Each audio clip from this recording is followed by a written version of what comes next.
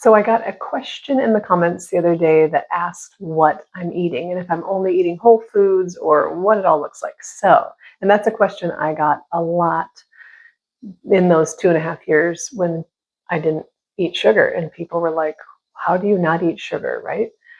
So I want to talk about that a little bit. I need to start by saying I'm not a doctor. I'm not a dietitian. I'm not a nutritionist. So I'm just a woman who struggled with sugar for the last 4 decades, basically.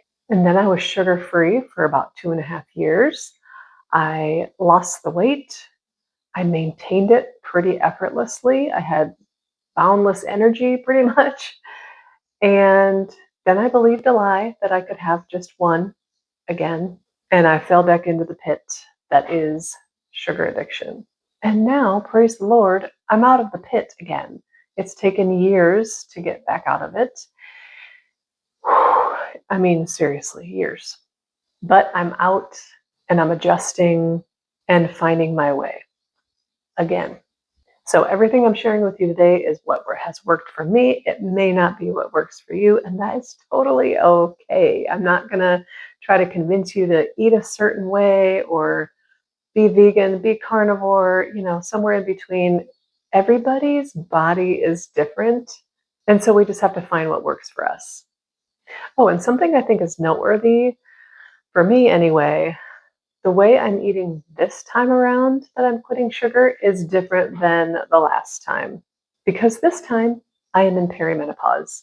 And maybe I was in the beginning stages of it then too, I don't know. But I am in the thick of it now. And weight loss is happening very slowly. But that's part of life. It's perimenopause. My body has changed and I'm just learning, kind of relearning how to take care of it because it's just different than it was. Like I just shared in my last video about how much weight I lost in the first 30 days, wasn't even close to how much I lost in the first 30 days the first time I gave up sugar for good. Well, I thought it was for good. That was until I believed the lie. I'm not believing the lie ever again. Okay, finally to what I have been eating. The gist of it is a lot of protein, a lot of fat, and low carb.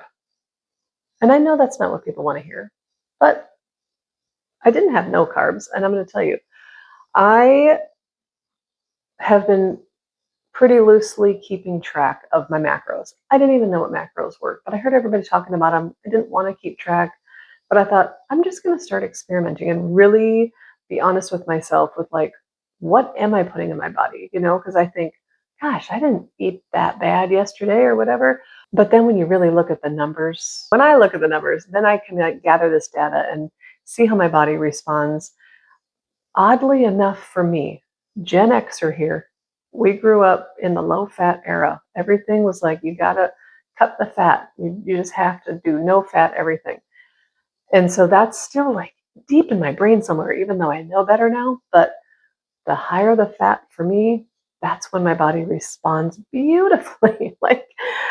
Still everything's going slowly, but like I've been astonished because I don't know, I've just done different experiments with my body. And it was scary, like to up the fat because, and I shouldn't say scary, but that's what the mentality is when I'm stuck in the addiction of sugar.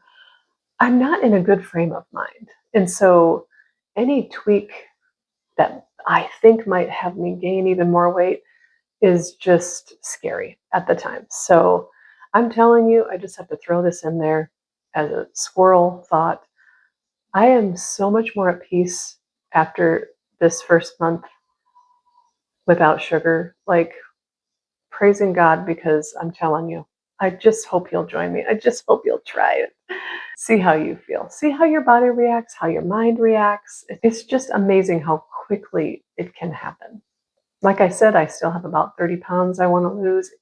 I don't know if I need to lose more than that, whatever chart you're looking at, right? But just aside from the physical benefits, just mental, spiritual, emotional, it's good. Okay, back to the food. So yes, generally high protein, maybe moderate protein, high fat, low carb for me. And then some days were high protein, moderate fat, low carb, trying to keep it low carb.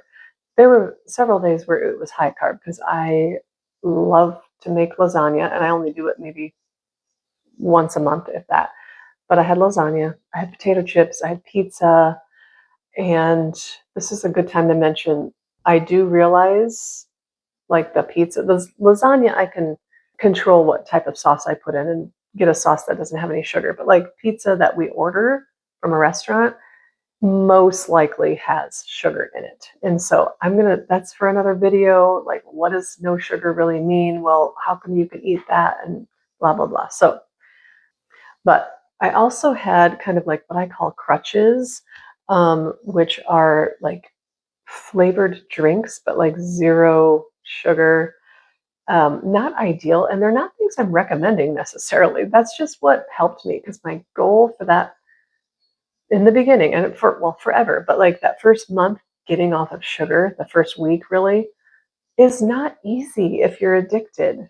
It's probably not easy even if you aren't addicted, because it's everywhere. It's at your workplace, it's at your church events, it's at every gathering you go to. It seems like you go to the doctor's office and there's a bowl of candy, just it's everywhere.